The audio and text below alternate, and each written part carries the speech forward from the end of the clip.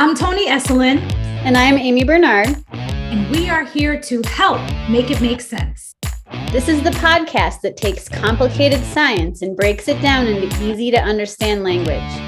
So buckle up, buttercups. You are in for a bumpy ride.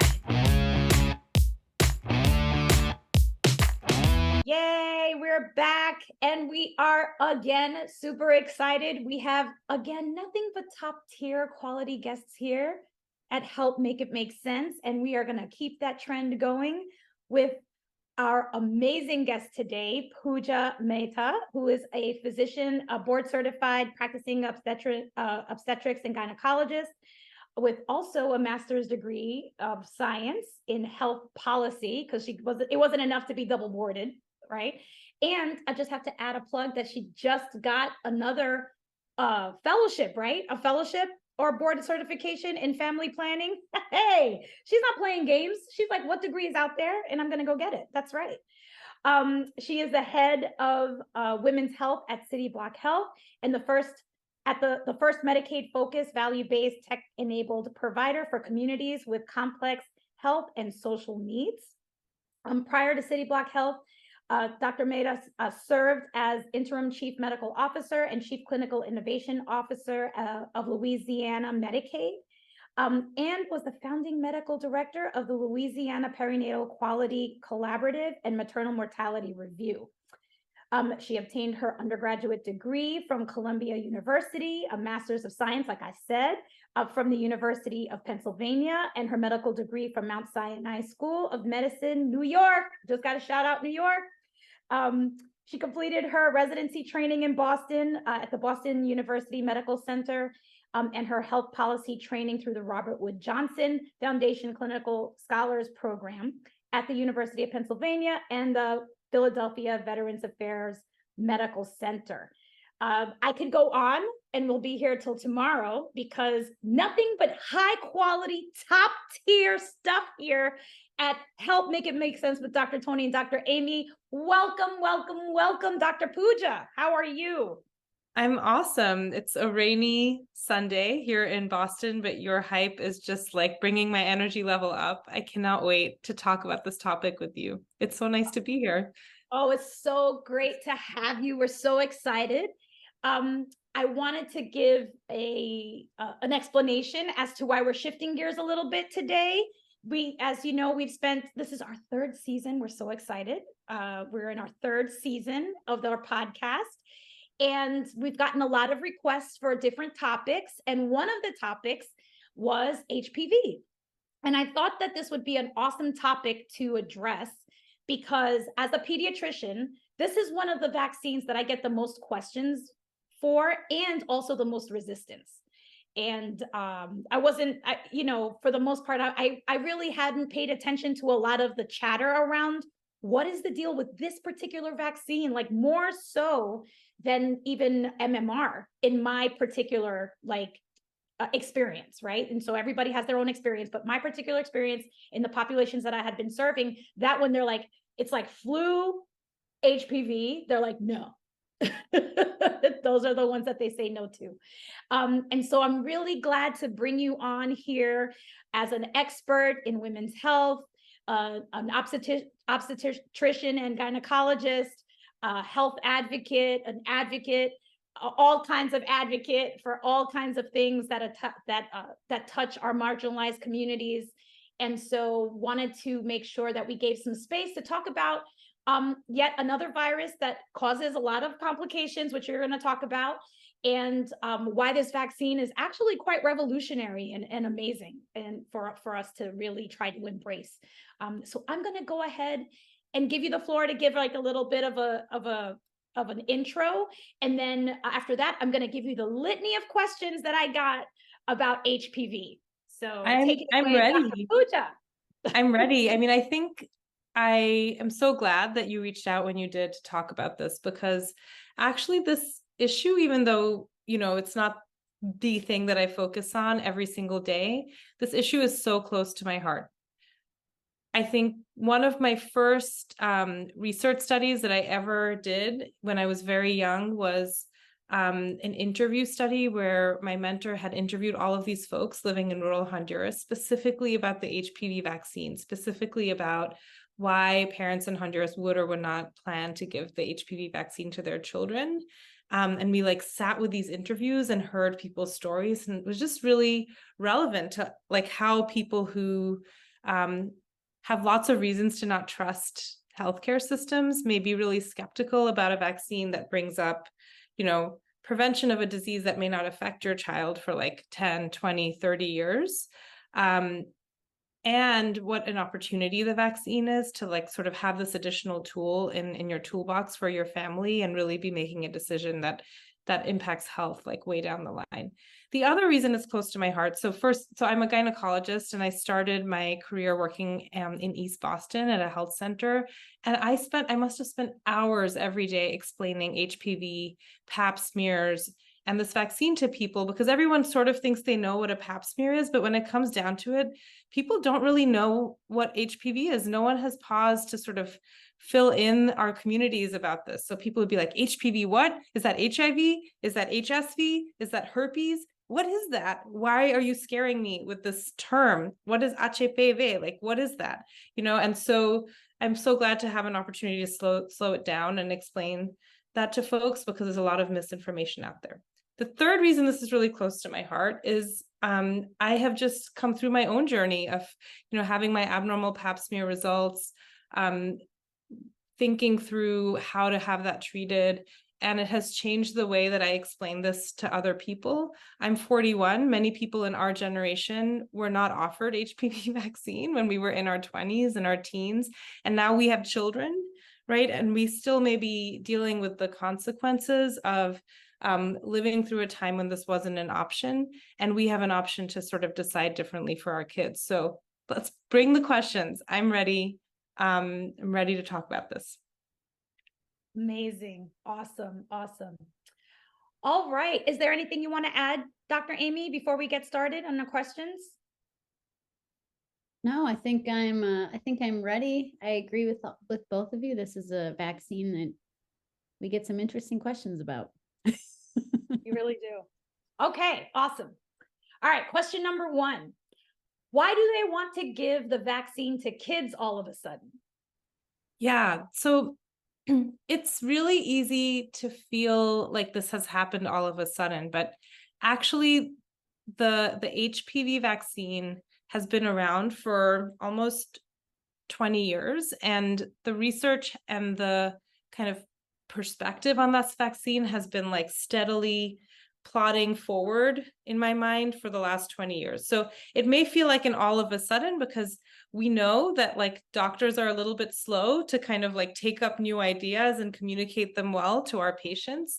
But actually this has been a thing that has been building and that has been studied for more than 2 decades now. And the recommendations of our societies, like our official societies that tend to like bless some of these interventions, have been picking up over the last 10 years, particularly around HPV vaccine for kids. So I think this is what we want, right? Like we want something that has been carefully studied in waves over time. And now we're seeing sort of the coming together of all of that work to a recommendation that says, yeah, we think that really kids at the age of 9 can safely get this vaccine and should safely get this vaccine, because this is something that's going to protect them and the community around them. Awesome. Yeah, I think it's been really difficult to really explain that. I think one of the things that I've been able to do, and one of the great things about the recommendations for us is they give us a range. They say from between 9 and 11, which is awesome, because it gives us the opportunity to start the conversation at 9, right? Or like even before, like maybe 8 and a half, depending on when they come into your clinic. Yeah. And then when they're 9, you could just say, hey, wanted to introduce this concept. If you want to think about it, you can go ahead and do that. There's like not this rush, like with the other vaccines, they're so very time time intensive, and this one is like Mhm. kind of like, hey, you have a couple of years to think about it and to see how you feel about it and to get as much information as you want. And it's actually really ideal, and where you can, I have the most success in talking to folks and them not feeling the pressure of needing to get it like right away, right? So that's Yeah. really that's really I think great. every parent wants to know, like, wants to make good choices and actually wants to make choices, right, for your kid's health. What's been interesting about this one is, like, different societies have not always been perfectly in step with each other around how to recommend this. You know, when we started with this, like 2009, it was like, try to get your kid vaccinated by age 26. And then it was like, let's make sure our adolescents are vaccinated. And then it was, let's recommend this starting at 11. And then some societies had this like kind of confusing language that was like, well, we recommend it at 11, but you can consider it at 9. The nice thing about that is, like you said, it gives parents a sense of choices, but it can also be a little bit confusing, because why would you want to vaccinate your child with something that's like not, like, why is it optional? You know, why have you made it optional? And one kind of little thing I'll offer for parents who are making a decision is that when we do these like big interview studies where we interview parents and we interview kids and we look at the impact, actually a lot of parents out there who are making this decision like you feel like it's a little easier to talk to their kids about this at age 9, because typically at age 9, maybe your kid hasn't had their first crush yet. Maybe they're not flirting with anyone yet. Maybe they are. Every kid is a little bit different, but parents feel like they can have a simpler conversation about this vaccine with themselves and each other and their kids at age 9 compared to age 11. And then there's just some logistical stuff, right? Like we've seen that people who start the vaccine closer to age 9 are much more likely to have their kid finish the 2 vaccine series. You know, preteens don't want to go to the doctor as much. So as you get into the 11-year-old age and then the teenage years, kids are just less likely to go to their doctors on a schedule. And so kids who start around 9, 90% of those kids actually complete the series, whereas kids who start closer to 11 or 12, it's more like 70%. And then you can imagine as it gets older and older, it goes, ooh. Indeed, indeed. I wanted to, I guess, ask the both of you. I'm going to ask the immunologist, and then we're going to switch to the clinician. What actually is HPV? Like, what is it? And what, you know, why are we even talking about this infection? That sounds like you're calling for me. The immunologist, please. Yeah, so HPV is Human Papilloma Virus, and HPV is the acronym or the nickname. There are, I believe, at least 40 kind of types or variations. And it enters the skin or mucosal cells in particular. And some of the strains can cause or play a role in cancer development. So that's really kind of the big selling factor of the vaccine, is a cancer prevention tool. So a lot of the marketing or things that I see for advocacy of this is preventing cancer. So as far as it's just a virus, it's a DNA virus, it's small, it can enter cells easily, like the skin or mucosa. A lot of it is with intimate contact, which is, I think, why Dr. Pooja was talking about how maybe having a conversation with a kid that's 9 would be maybe a little bit more simple than a little bit older. But it's just a virus that some of the strains can cause or play a role in cancer development. And with the vaccines, there are a couple of different varieties of vaccines, but they all cover the strains that are most prevalent in cancer helping or playing a role in cancer development. And that's 16 and 18, I believe. And Dr. Pooja, you can add in if I'm missing something or spoken accurately. But really that's what it is. And that's why it's such a big deal. Going back to my role as a vaccine advocate for all of the vaccines, we only have vaccines for things that would cause serious harm, death, debilitating illness, and being able to prevent cancer is one of them. Can I also mention about where this virus likes to land or where we find it? So the throat, the cervix, which hopefully most people here on this podcast would know that is a female, that we find that in females or women. The cervix is this little tiny muscle that kind of helps keep the uterus closed up. Men don't have it, but it can cause cervical cancer or play a role in cervical cancer. So that's a big deal. This is also found in anal cancer and penile cancer. So those are things that boys have. And a throat is something that everyone has. So it's cancer prevention for all, essentially. So, okay. Does that help? Yes, it does. And Dr. Pooja, do you want to add to that? Yeah. Yeah, I mean, I'm thinking about how I explain this to folks in my clinic or in my office or in conversations, because most people haven't received an explanation, like what we just heard. This is not something that's typically covered. So a few things I'll add.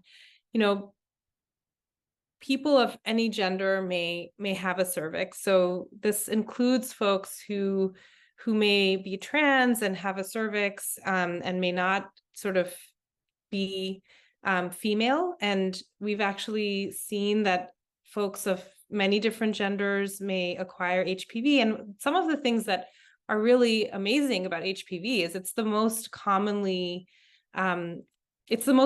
sexually transmitted infection that's out there. So this is something that, like, anyone who has sex at some point in their lives is much more likely to have HPV than not. Like 95% of people at some point have HPV. One of the interesting things about this virus is it's kind of slippery, right? So like it may live in your skin or mucosa cells for a few months or a few years. The younger you are and the more healthy you are, the more likely it is to kind of like eventually leave your skin cells or your mucosa cells. But there are some things that may make it stickier that may be kind of hard to control. So some of the strains or the variations that we just heard about are just stickier. They like to hang on. The virus is smarter. It just like likes to burrow in and live in there. And over time, it can dig down into the layers of cells or mucosa. Mucosa is any kind of like soft, fleshy surface, like this is mucosa. It's not skin, but it's a surface, right? It's out there to the world. Like the virus can dig down in those layers of cells and just hang out there for years.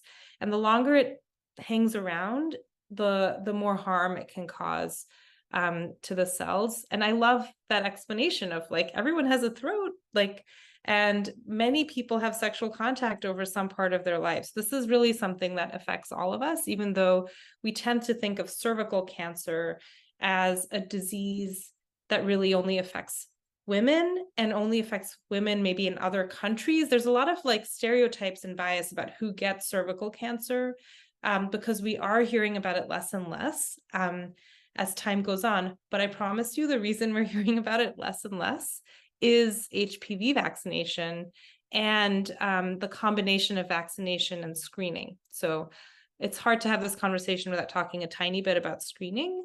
And some people will ask me, well, if I'm going to get screened, then why do I need the vaccination? But really, like, the improvements that we're seeing in this field are because people have both sets of tools. That's really great. And I think I wonder if you could talk a little bit about the transmission piece, if we can slow down the transmission piece, because a lot of the questions that I've had, and it's been from like older women. So like there was one patient that I had who was in her 60s and was only married twice and only with those humans, and was diagnosed with HPV like 20 years after her last child was born. And she's like, I have not, like really upset, like I have not been with anyone. Like I got divorced and I have not been with anyone, and would not accept the explanation of it being a sexually transmitted illness, right? Because she was like, how? She was like, how? I don't understand it. And it was like the team that was around her was just not able to really provide an explanation that actually like sat. And this is not somebody who was just like, oh, she's lying. She wasn't lying.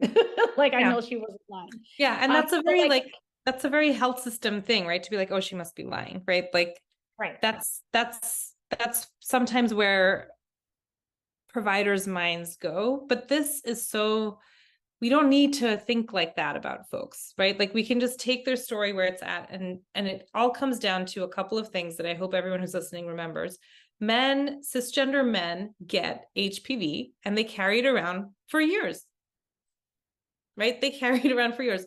Cisgender women, HPV, and carry it around for years.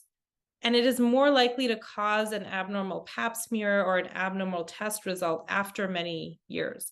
This is not like, in our culture, we have these ideas about sexually transmitted infections, right? Like, I have an encounter and then I, get chlamydia 2 days later. HPV is its own thing. It's like, it's sneaky, it's sticky, it stays superficial, it leaves people, it comes back, it resurfaces in people.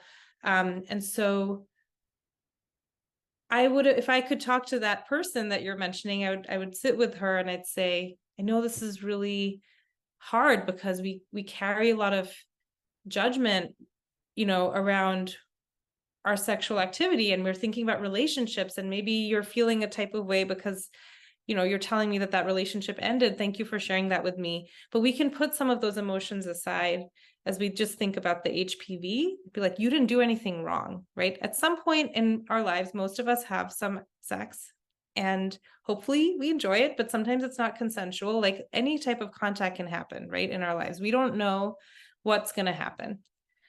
And this may be hanging around from an encounter that happened a long time ago.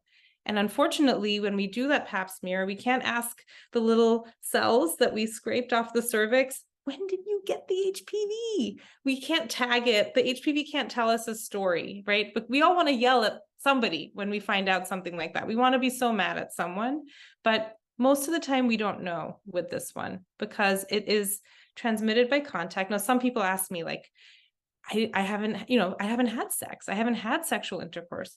Yeah, that's okay. Like, it's transmitted by skin cells coming into contact, maybe rubbing. Intercourse is not the only thing that achieves that. But people will ask me, well, what if like that person was on a sheet and then I came and slept on a sheet? Could I have gotten it that way? There has to be some like shedding or contact. So I don't think that's as likely. But it could be contact that's not sex, what we think of as sex. And sex, some people think of sex as any number of things, right? Like,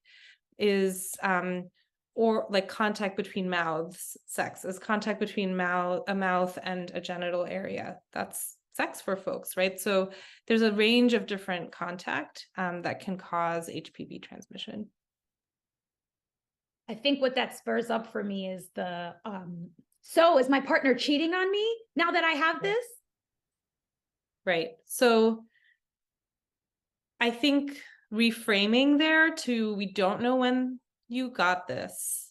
It's really common. 90% of people walking around in the street have had HPV at some point in their lives or have it now. And I don't know when this exchange happened that led to this positive test result, right? Reframing to that, to if you have a sexual partner, this is a great time to talk to them about this infection if you feel comfortable doing so. Let's say that person, this could be a conversation between 15-year-olds. This could be a conversation between 18-year-olds, but a lot of cisgender women are not getting pap smears until 21 and after, which is the recommendation. So a lot of these conversations that start this way tend to happen a little bit later. Like, that person can still choose to get an HPV vaccination. You don't have to only get it when you're 9 years old, right? Like what we've been talking about. People can catch up on their vaccination. And sometimes people will say to me, well, should I catch up even though I only have one partner now? We recommend vaccination young because many of us are experimenting with sex and like learning that part of ourselves when we're younger. But we continue to have sex in other parts of our life ongoing. And two partners may just be giving HPV back and forth to each other. Like, we don't really know that kind of stuff. I asked my gynecologist when I had a positive HPV test recently, like, I think that this probably has been something that's been hanging around in my body for a really long time. Now I have a partner. Like, if I get HPV vaccination, will that reduce my risk of maybe receiving it again from my partner, right? And I think that's probably the case, which is why, if you look at the guidelines, if you haven't been completely vaccinated, and if you're a cisgender woman anywhere up to the age of 45, our guidelines from the OBGYN Society says, go ahead and get vaccinated. Like, the risk of this vaccine is pretty low. And so if you are concerned about developing abnormal cells in the cervix that could, we call them precancerous, so they're the cells that lead to cancer if they're left alone for 3 to 5 years, we may want to get that vaccine, even if we're not 15, 16, 20, 25, 30. I hope I didn't just go too deep into one little rabbit hole, but. Can I ask a few clarifying questions? Yeah. So when you say 90% of people, do you mean adults like 18 and above? I do. Okay. Yeah. I just wanted to make sure for our listeners that nobody. Yeah. And Well, I think there are studies looking at sort of adolescents, like at any given moment, how many adolescents have HPV. So that's not the kind of study I'm talking about. I'm not saying that if you tested 100 adults on the street, 90% of them would have HPV, but 90% of them will have had HPV at some point in their lives, right? Yep. Yeah. I just wanted to clarify. I was fairly certain that was what we were talking about. Yes. And then the other question that you may or may not know, but I think we talked about a little bit with the woman that Tony mentioned earlier, you know, not having had more than her 2 partners back in the day. Do we know how long it can stay in the body? Because I know that it is hard for the immune system to detect, and that the immune system does not do a great job at eliminating it, obviously, because we know it can stick around for so long. It tends to, from what I've read in the skin cells, the keratinocytes, it kind of embeds itself in cells that don't really renew themselves or go through cell cycle very quickly. And that's what makes it so hard for your immune system to detect it, at least in those cell types. But do we know, can it hang around for like I just learned something from your context there. So I love like learning this from a different perspective. That was really cool. Oh, that's why it's so sneaky. Yeah, it hides in like quiescent cells. That makes sense. Smart little virus. Yeah, they all are actually. Quiescent meaning resting. No, yeah, resting. Just for those who don't know what quiescent is. Resting. I should be quiescent of this Sunday. But here we are. Here we are replicating knowledge.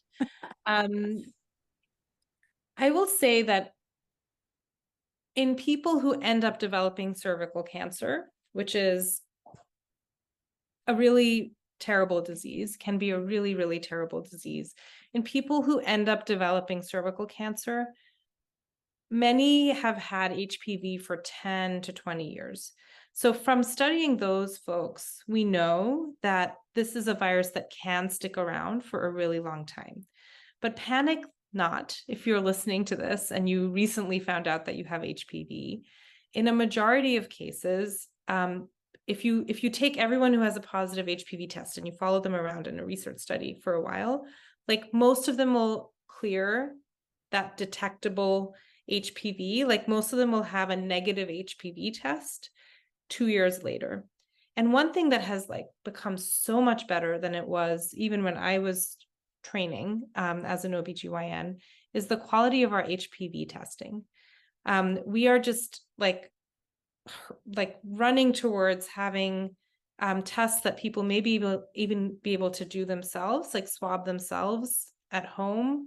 There's a future where we may not need to rely on pap smears or pap tests the same way because the HPV testing is getting better and better.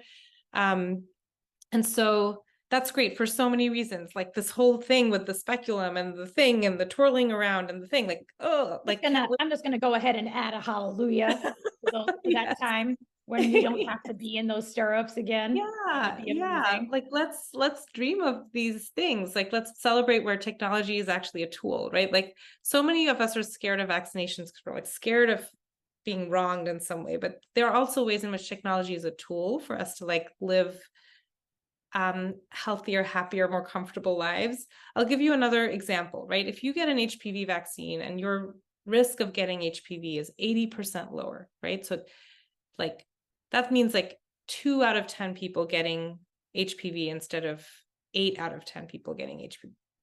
10 out of 10 people getting HPV. Sorry, 10 out of 10 people getting HPV. Amy's like, Pooja. It's a weekend. We're good. That means fewer speculum exams for people. Like that means fewer pap smears. It means fewer colposcopies. Like raise your hand out there in the audience if you've ever had to have a colposcopy. I don't want my kid to ever have a LEEP or a colposcopy. Like I would pick a vaccine over a LEEP any day. And for parents of cisgender boys, you know, we don't know what I'm a parent. Like, I don't know what gender identity or type of partner my kid is going to choose for himself later. I know he was assigned the sex of male at birth, and those are his parts that correspond to that. But like, I don't know who he's going to have as a partner.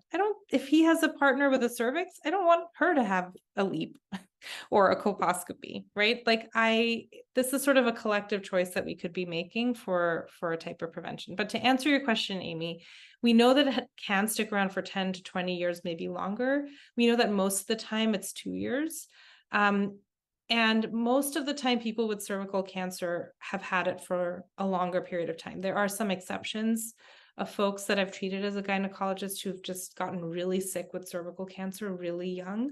That can happen, and it's devastating when that happens. It's truly devastating, but that is rarer. Thank you. I think that's awesome. And I think what this ties into a little bit about, and I got a couple of questions. I got this question by 2 different people, and you just actually touched on it a little bit. Is why isn't this affecting males or cisgender males as much as it is affecting cisgender females? Because it almost feels like they can't get it. And so that's how it feels like in the mainstream. And so what is the reality of that? Can they get it? Can they not get it? Are they transmitting it and they're not getting it? Like, why does it feel like such a women's health issue after we've just discussed that everybody can walk around with it? Yeah, so men, boys get HPV, right? If the HPV is living in their cells, like that's how we define getting HPV, right? So Amy talked about skin and mucosa, and this little virus, and it like enters the cell and then it hangs out there. If the question is, are men getting it? Yes, they are getting it. It is in the cells of many, many, many men and boys. The reason that we think of this as a thing of women is that it's like part of it is just like an anatomy thing, right? Like the cervix is just like there, and it's not in a tube. I mean, it's at the end of a tube, but it's not hanging out, and it's vulnerable to contact from other body parts, right, that are coming at it. I'm just being kind of basic right now. Let's just talk about what intercourse is, right? And there's something about the cells of the cervix that are very vulnerable to holding the HPV virus and then having that virus progress over time. But men have HPV, they keep it in their cells, they can give it to other people, and they can get sick from it themselves, right? Like we already talked about throat, anus, penis. These are also kind of like vulnerable parts of our body, right, that are exposed. And When cisgender men or transgender women get HPV related cancer, it's going to be in those vulnerable body parts. Okay. So the question is, how long do we give it to hang out there and develop and, you know, sort of start making trouble and developing some of these issues? I think the other thing is just the technology to screen really developed in the pap smear first. The cervix is an easier organ to screen, to see, right? And cervical cancer announced itself to us as an HPV related cancer first. So like all of these national screening programs have developed because cervical cancer is more common, right, than HPV related cancer in the anus or in the penis. And I think because of the way our body parts are organized, people who have a cervix may be more vulnerable to developing the cancer. And that's why in our imagination, like in our collective sort of language, we think of this as a thing of women. But since women may get this from men, I think we want to try and change our thinking a little bit to a thing that affects all of us. And we all have the ability to protect people with a cervix and others from getting this cancer. And from developing this disease and having, even if they don't have cancer, having other consequences, right? So people needing to go back for repeat screening, repeat testing, people needing to have procedures where the precancerous area is removed, which is what I referred to earlier, a LEAP or a cone biopsy. Those are all procedures that can cause stress and can cause pain and all kinds of things. I wanted to ask a question that you inspired with your explanation about it clearing, and that when you're younger, it can clear. And what about it coming back, right? So if it's cleared, that usually means gone. And is there a possibility that it can come back even though it has been cleared? And how common is that? I have definitely learned that is possible. I mean, all we have is information that we know from the patients we take care of, right? So someone says, I had it and then I tested negative for HPV and now I'm testing positive for HPV again. I think that if our immune systems are going through other stress, it might be possible that basically the test that looked negative in between just meant the virus was undetectable, right? There was no shedding of the virus in that sample. Our tools are not perfect, right? They're just whatever was happening that day, whatever angle that swab went in at, like it didn't catch HPV. And if someone then has a stressor later, maybe the virus starts shedding more again, right? The virus is able to copy itself with more energy because something else is going on that cell. I'll give you some examples of things that many people don't associate with HPV and cervical cancer that might affect that. So people who smoke, for example, smoking has this really concrete effect on HPV's ability to just hang out. And I'm not a scientist like Amy, so I wish maybe this will be a project for me, is like figuring out exactly how that works so I can explain that to people. But it's an example of something that hurts your immune system. There's some chemical impact, right? That's hurting the immune system's ability to like get rid of the HPV. It's so clear from research that smoking makes HPV hang out longer. It can come back. I think different stress, other illnesses, other infections. So if you have someone who does, I mentioned HIV earlier, HIV, HPV, not the same virus. Want to make sure that when you're speaking in another language, people really know what you're saying. And like, that's really clear. People who have both HIV and HPV, that's a hit on your immune system.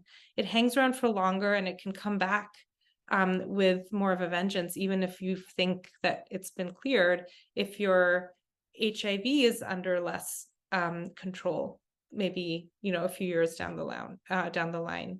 So that's like, we know a little bit more from some of these other things that, yes, there's probably a way that it can kind of rear its head again after seeming like it's totally gone, which is another reason that I tell people, let's take a breath and try to take a step back from immediately trying to find a human cause, right? Or a human scapegoat, because anything when it has to do with sex, it really can activate us. And there's a lot of like judgment and shame and trying to figure out what's going on with the people you're connected to.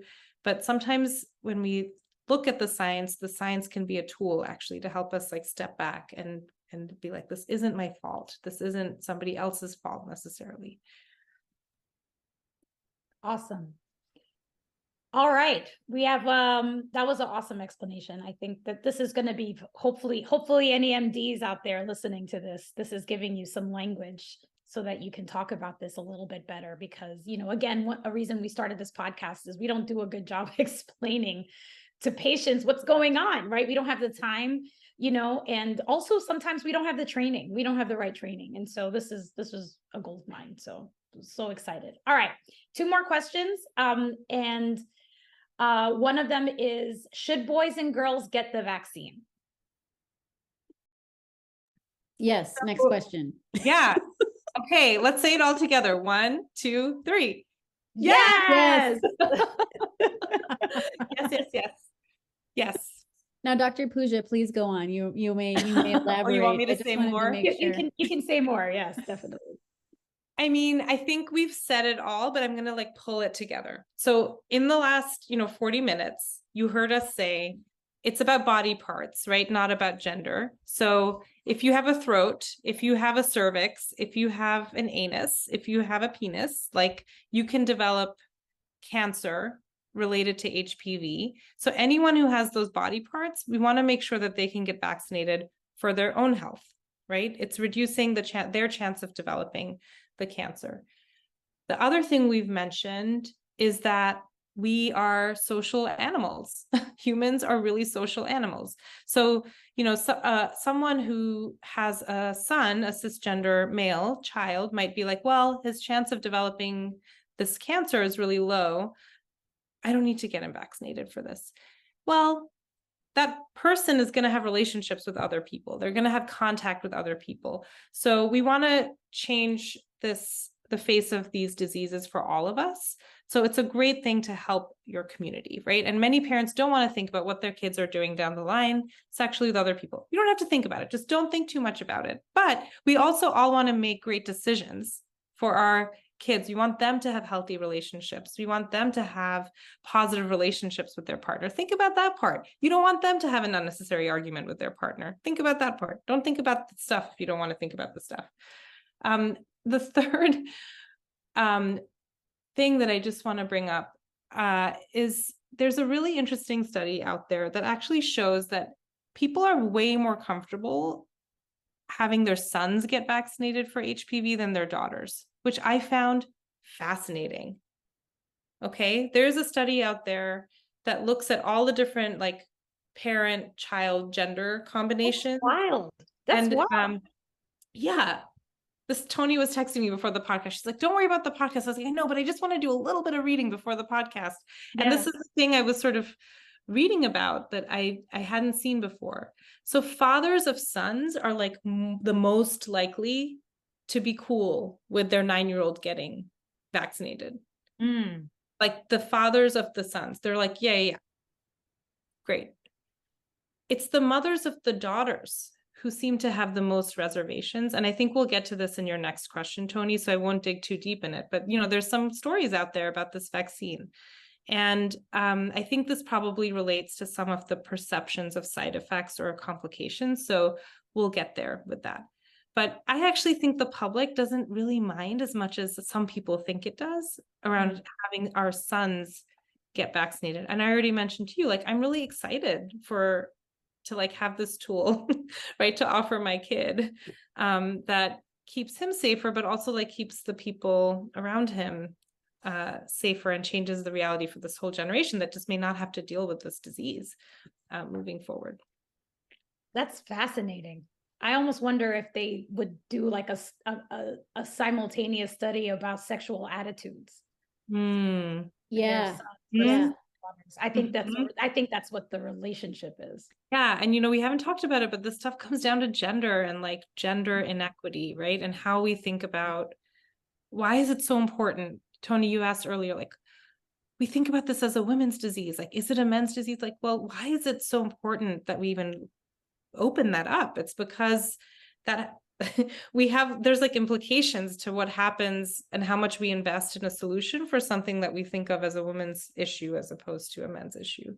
And forget about everything in between, right? Like on the gender binary. So yeah, all right. I wanted to add to that one thing that when I get questions about this from parents or, the public, what comes up, and I know we're going to talk about this a little bit next, but well, then I think maybe that will, make my kid think that they can have sex earlier. I'm like, well, okay, here's the thing. If they're getting a vaccine, whenever I would give my kids, like, let's say the MMR, so measles, mumps, and rubella, I didn't tell them exactly what it was for and then say, okay, whenever someone coughs, go breathe that air, because you're, like, you're not telling them to like go play with fire or something now because they have a certain vaccine. So I get that question enough that there must be some connection between getting that vaccine and thinking your kid will go off and have sex earlier. I don't understand the connection, but I understand that is one of the common concerns. So I will just say, maybe you just get them vaccinated at 9 or 10, and maybe you don't have to tell them what exactly it's for. Would that make you feel better? I don't know. Yeah. That's actually something that has come in, that I've experienced in my training as a pediatrician and going forward, is that has been I'm not going to teach my child to have sex. And it's like, oh, wait, whoa. That's not what I said. But there is a way to talk about this and to talk about it with the parent, to let them know that we're not talking about sex. We're talking about preventing them from, cancer in the future. Like this doesn't exist. We don't have another vaccine that does this. Like, I don't know what other vaccine does this, where it's actually specifically to prevent the C word that everybody hates, right? Everybody hates the C word. And here's actually a way to prevent it. And everyone's always talking about it. Well, I would give my left limb or whatever to prevent cancer. And here it is. And you're like, no, because I don't want my child to have sex. And it's like, okay, we gotta dial this back, and I think, there is the gender identity, the sexual identity, all of those things that are very uncomfortable for parents to talk about with their children, and this vaccine. And I think it's, we're here to say, like, don't hypersexualize this vaccine. Like, it's not about that, right? I think that's an important distinction to make, is, we don't want you to think about it as a sex vaccine. This is not what it is. That may be how it may be transmitted. And again, like you said, there is a spectrum of contact that we're talking about, And so it's just a matter of, because you're not going to have your child in a bubble, they're going to socialize with other humans in some way, shape, or form. At some point, there is going to be experimentation, because that's human. That's why they're human, right? That is just normal behavior. And so, stop thinking about it so hard. Right. And think about the ways to protect them as much as you can. Right.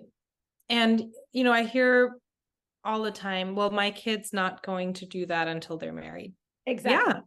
That's still a type of relationship, right? That's right. What I want to leave folks with is, this is a thing that extends into any kind of relationship, right? This is a thing that can impact any kind of formation of sexual or intimate relationships, right? Like, this is something that can affect married couples. This is something that can affect different combinations of the ways relationships show up. And we have a really well-tested tool that's pretty safe. And I'll use that as the transition, I think, to your last question, Tony. Yeah, absolutely. What are the crazy stories that you have heard about about side effects. And I think that in this conversation, if you don't mind adding a little bit about about the warts that are associated with HPV, that would be helpful, because I would like to make those last two points. But what are the crazy stories? I have only heard whiffs, but I would love for you guys to share what you've heard in terms of why people are afraid of this vaccine, and also explaining what warts are. I'll start real quick, and then I'm going to give the majority of it to Dr. Pooja. So, like I said before, is that parents are worried that their kids will all of a sudden become sexually active because of this. And I agree that what I go with is, hey, it's cancer prevention. Everyone has a throat. That's what I say. And then the other thing I hear is infertility, and that's where I would like to pass the baton. But those are kind of the biggest, the early sex, like right after the vaccine, and then the infertility. So that's what I hear. So Dr. Pooja, take it away. Yeah, so there were some case reports a long time ago that highlighted people who'd had the HPV vaccine who then had something called premature ovarian failure, which is a particular type of infertility, right? It's the idea that the ovaries stop working completely early. And this has just been debunked and debunked and debunked. But I wonder, when I see things like mothers being less likely to recommend the vaccine for their daughters, is there something that we're holding, right, in our communities, some memory of this type of press that the vaccine received? Or is it just that we want to protect our daughters from becoming sexually active, or both? I don't know. But I assure the audience that these myths about HPV vaccine, and the brand name that's available in the US, just so we say it, so people can connect that to what they may see in their records, is Gardasil 9. Being tied to infertility, go back to these few case reports on ovarian failure that have been completely debunked. You can imagine, as an OBGYN, most of my patients come to me for a long, lifetime of care, right? That begins with prevention and includes vaccination, but also includes, when folks want to be pregnant, becoming pregnant. We really need to be on top of our understanding of this data as OBGYNs. We do not want to be recommending a vaccine that makes it harder for folks who want to be pregnant to get pregnant. And so that research has been completely debunked. A couple of other crazy things that I've heard, well, maybe I shouldn't use the word crazy and upset anyone, but stories that are very extreme that I've heard out there. I've done a lot of work in India, and the Gardasil vaccine is still not readily available in our public health programming in India. And there were some myths there that were tied to a public health program from many years ago, where some folks from a tribal background or an indigenous caste background died after this sort of vaccination program took place. And that too was completely debunked. I think two of these folks that died actually fell down a well or something like that. And this is another example of how misinformation, once the fire is spreading, it's really hard to bring it back. And so this is an appeal more to my physician and provider colleagues who are out there who may be listening. Be really careful about what you insinuate or suggest when you're tying details together in a conversation with a patient, because people are really listening to you, to your body language, to your tone. Be thoughtful about how you're presenting data. The other message to providers is that we have really good research on messaging and HPV vaccine, and scaring the shit out of people, scaring them regarding cancer and how terrible cancer is. We know that it's harder for people to act when it's out of fear. People are less likely to respond to fear-based messaging than they are to respond to how can I be a good parent, right? What's a good decision? I'm here trying to do the best thing for my child. And this is a thing that you can do for your child that's super concrete, that you are doing to protect your child because you are a good parent. Like, people respond to being trusted, right? And being good actors. And this is just like one of those things that it's so cool that this came out of the HPV vaccination research, but it probably applies to like a million things that we do every single day.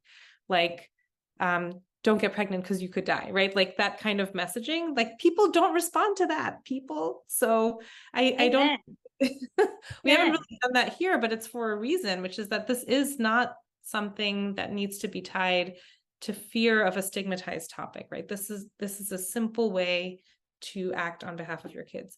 I think the other out there things that I've heard are just obviously, like, we have folks around us who are very skeptical of the pharmaceutical industry, right? And anytime we have one big company that's tied to a vaccine, people are rightfully skeptical. And I never discourage people from doing their own reading, coming to their own conclusion. And there have been accusations that the people who market this vaccine, like were really aggressive about it.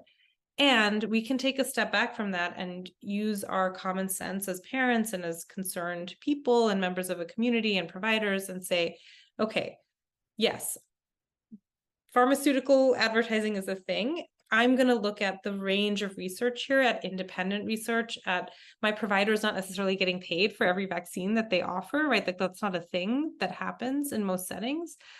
So how can I make a decision that's not just in response to that context? Did I miss any crazy stories that are out there?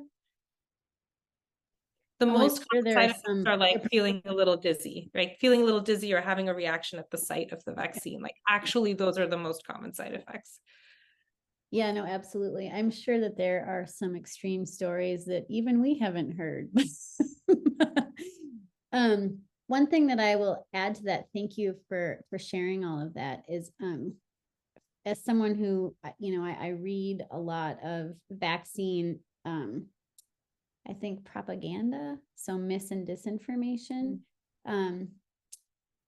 It is, a lot of people respond to fear and the scare tactics, and that's a lot of, I think, why some people hesitate or don't get vaccines, is because some of the mis and disinformation they read really does put a lot of fear into their brains and their hearts. And I think, like what you were saying, everybody wants to make the best decision for their children, and people do read on their own, which is wonderful, except when it's mis or disinformation.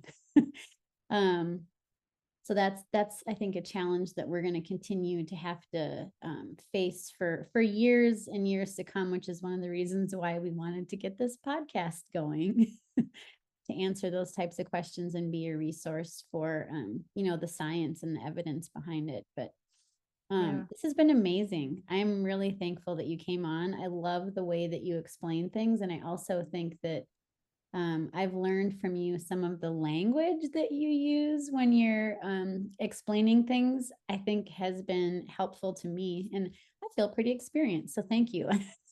I have learned today, so I appreciate that. I have had so much fun, and I learned from you too. And wouldn't it be so cool if we could always counsel folks in these interdisciplinary teams? Yeah. There is one thing I forgot to mention. Can I mention it? Yes. So another question that folks ask me all the time is, well, I'm going to teach my kid to use condoms, right? Or I'm going to use condoms, so I don't need the vaccine. I also hear that I'm going to get my pap smear, so I don't need the vaccine. I think we've talked a lot about that one. The thing with condoms that's really interesting. So yes, using a condom or a dental dam is super helpful with reducing your chance of getting HPV. But if I was quizzing the audience, I'd be like, remember, how is HPV transmitted? And it's skin to skin contact. So we know that condoms tend to be applied during a particular point in sexual activity. And there's often a lot of skin touching and contact that happens before or after a condom is applied, or on the parts of our bodies that may not be covered by a condom. Dental dams are effective, but a lot of people don't use dental dams. So I think we have to say that this is a tool. The vaccination is a tool that covers more scenarios, literally covers more scenarios than the condom does. The condom can only cover so much. So I just want to offer that too to folks who are like thinking about, it's so like humans love to be like, not this, but this. But it can be like a all and or both and, right? Like let's use a couple of different tools and keep each other safe.